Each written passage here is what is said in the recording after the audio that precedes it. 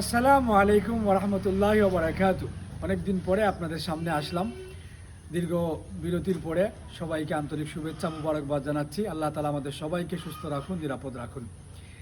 আমাদের গুরুত্বপূর্ণ ইবাদতের মৌসুম, 5টি মুসলমানদের স্তম্ভ, কালেমা, নামাজ, রোজা, হজ, জাকাত। আল্লাহ তাআলা 3 মাসকে হজের মাস ঘোষণা দিয়েছেন। 1 নম্বরে শাওয়াল, জিলকদ, জিলহজ। আজ শাওয়াল মাসের শেষ সময়, তারপরে জিলকদ আসছে, তারপরে জিলহজের হজ। হজ মুসলমানদের তামান্না এবং স্বপ্নের জায়গা।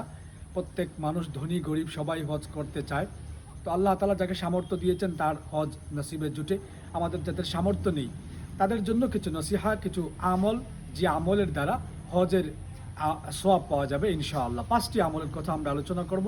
1 নম্বর, রাসূলুল্লাহ সাল্লাল্লাহু আলাইহি সাল্লামের দরিদ্র সাহাবায়ে কেরামরা তাকে গিয়ে বললেন, ইয়া রাসূলুল্লাহ, ধনী সাহাবায়ে কেরাম আমাদের থেকে অগ্রগামীর দিকে যাচ্ছেন, আমরা হজ করতে পারছি না সামর্থ্য না থাকার কারণে, জিহাদ করতে পারছি না সামর্থ্য না থাকার কারণে, জাকাত দিতে পারছি না সামর্থ্য না থাকার কারণে।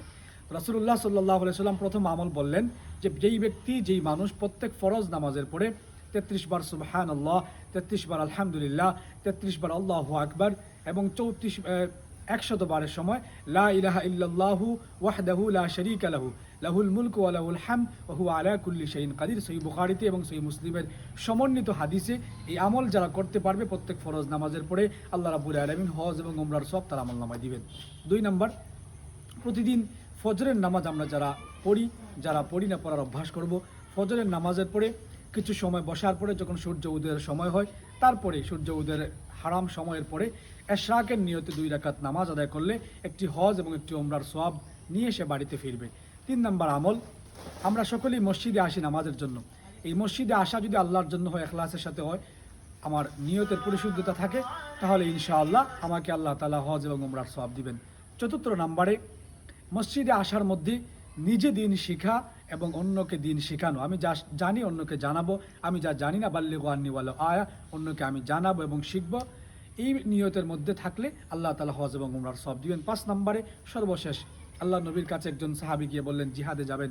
তিনি তাকে প্রশ্ন করলেন, তোমার মা অথবা বাবা কি বেঁচে আছেন? তিনি বললেন মা বেঁচে আছেন। তিনি তাকে বললেন, তোমার মায়ের খেদমত করো আন্তরিকতার সাথে, মার খেদমতের মাধ্যমে তুমি জিহাদের সওয়াব পাবা, জান্নাতে এবং হজ উমরার সওয়াব পাবা।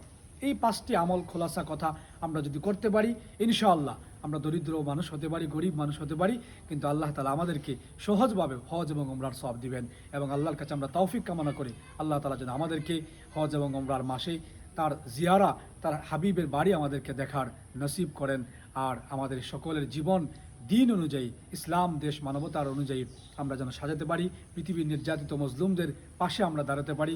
আল্লাহ তাআলা আমাদের সবাইকে তৌফিক দান করুন।